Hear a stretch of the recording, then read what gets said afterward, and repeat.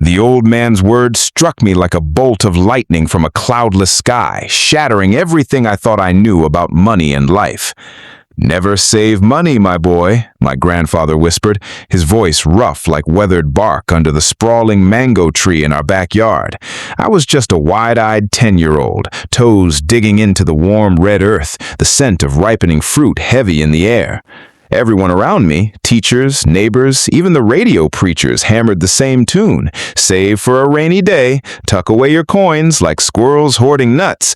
But Grandpa leaned back against the trunk, his eyes distant yet alive with fire, and shook his head. "No, no, that's the trap of the timid. Make your money grow, or watch it fade like morning mist." I blinked, confused, my small hands clutching a mango he'd just handed me. "But Grandpa, how?" He chuckled, a deep rumble that shook his frail frame, and began weaving his tale, pulling me into a world of hard lessons and quiet triumphs. In a forgotten village nestled between lush emerald hills and a lazy river that whispered secrets to the reeds, there lived a man the villagers called Lazy Kofi. His hut was a humble affair, thatch roof sagging like an old man's shoulders, walls patched with mud and memories. He shared it with his devoted wife, Amma, whose hands were calloused from endless toil, and their bright-spirited grandson, Kwame, whose laughter could chase away the gloomiest clouds.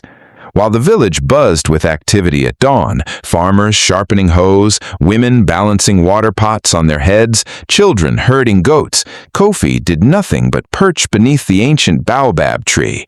Its massive trunk, twisted like an elder's veins, shaded him as he gazed at the endless blue sky, where the dusty road snaking towards distant horizons.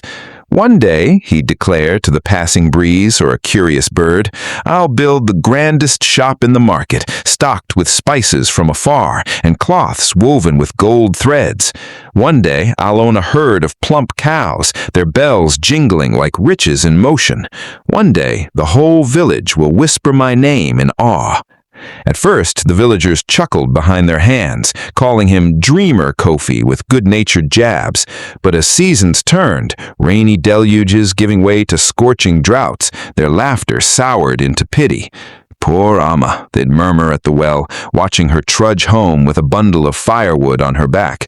She rose before the stars faded, scrubbing pots until her fingers bled, weaving baskets to sell at the roadside, roasting plantains over a smoky fire to earn a few coins. Yet the cupboard often echoed empty, and Kwame's clothes hung loose on his thinning frame. One sweltering evening, as the sun dipped behind the hills, painting the sky in fiery oranges, Amma sat beside Kofi on their creaky veranda.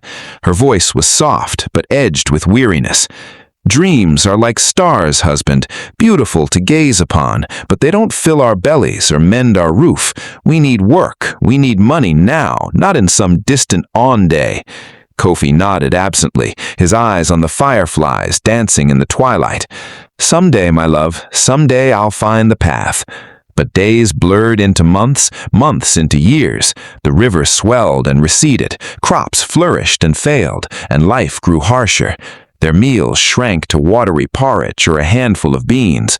Kwame, once a bundle of endless energy, moved slower, his questions sharper. One moonless night, the boy crept to Kofi's mat, his bare feet silent on the dirt floor. "Grandpa," he whispered, his voice trembling like a leaf in the wind, "do we have any bread tonight? My tummy hurts." Kofi rose, his joints protesting, and opened the cupboard. A puff of dust greeted him, nothing but shadows and a forgotten cobweb. Amma's eyes met his in the dim lantern light, filled with unspoken sorrow. That night, something deep within Kofi shattered. He lay awake, listening to Kwame's soft whimpers and the relentless growl of his own empty stomach. The dreams that had once comforted him now mocked him. By dawn, a resolve hardened in his chest, like clay baked in the sun.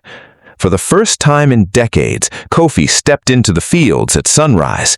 The earth was unforgiving, dry and cracked underfoot, the sun a blazing hammer. He joined the laborers, swinging a heavy machete to clear weeds, hauling baskets of yams until his back screamed in protest. Blisters bloomed on his palms, turning raw and bloody. Sweat stung his eyes, and his feet burned like coals. Each evening he staggered home, body aching, but pockets faintly jingling with a day's meager wage. "Grandpa, what did you bring?" Kwame would ask, eyes wide with hope. Kofi would empty his pockets, a few tarnished coins. "It's little, but it's a start," he'd say, forcing a smile. Yet the coins vanished as quickly as they came. A leaky roof demanded repairs. A feverish Kwame needed herbs from the healer. Food prices climbed like vines in the rain. Money flowed in like a trickle and out like a flood, leaving problems piled high like unharvested crops. One bustling market day, amid the chaos of haggling traders and bleating goats, Kofi overheard two burly farmers boasting over cups of palm wine. "The secret to beating hardship? Save every penny, brother. Stash it away like a treasure, and you'll never fear the future." The words lodged in Kofi's mind like a seed in fertile soil. That night, under the flickering oil lamp, he rummaged through their sparse belongings and found an old glass jar, dusty from disuse. He buried it beneath the bed, away from prying eyes.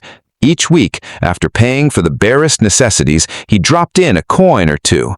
Clink, clink. The sound was music, a promise of security. Weeks later, Kwame, ever the explorer, unearthed the jar while playing. "Grandpa, what's this shiny secret?" Kofi knelt, his voice warm with newfound purpose. "This, my boy, is our tomorrow, a shield against the storms." But saving demanded sacrifices. Kofi patched his shoes with rags instead of buying new ones. They skipped meals, their plates holding only scraps. Amma frowned one lean evening. "What good is money hidden away when our bellies cry out now?"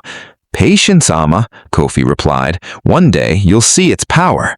The jar filled slowly, like a river carving a canyon. Kofi checked it nightly, his heart swelling with pride. For the first time, he felt armored against fate's whims. Then came the bitter awakening. On a day thick with market dust and the scent of spices, Kofi hoisted the heavy jar onto his head and strode to the stalls.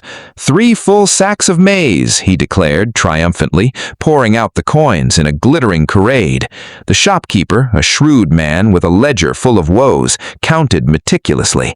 He looked up, shaking his head. "Times are tough, Kofi. Prices have soared like eagles. This buys only 1 sack and half another." Kofi's world tilted. Inflation had gnawed at his savings like termites in wood. He trudged home, the half-empty sack mocking him with every step. Despair settled over the hut like a fog. That evening, as the family sat in silence around a meager fire, Kofi stepped outside. The stars wheeled overhead, indifferent. He watched neighbors pass, one with a basket of fresh eggs, another juggling jugs of creamy milk from their cows. Their steps were light, their faces unlined with constant worry. A spark ignited in Kofi's weary mind, a tiny idea, fragile as a new shoot. He turned to Kwame, who was sketching chickens in the dirt with a twig. "What if we bought our own chickens, hey? Real ones that cluck and lay eggs?" Kwame's face lit up like the dawn. "An egg factory, Grandpa? Yes!" No more someday, Kofi acted swiftly. The next morning, he emptied the jar for the last time and bartered for 6 scrawny hens, feathers ruffled, eyes wary, looking more like survivors than producers.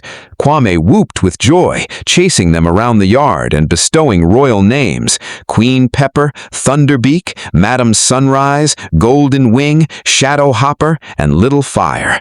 The first egg appeared 2 days later, nestled in the straw like a pearl. Warm, smooth, perfect. They boiled 2 for supper, savoring each bite like a feast. The rest they sold at the roadside. Coins trickled in, enough for feed, then for another hen.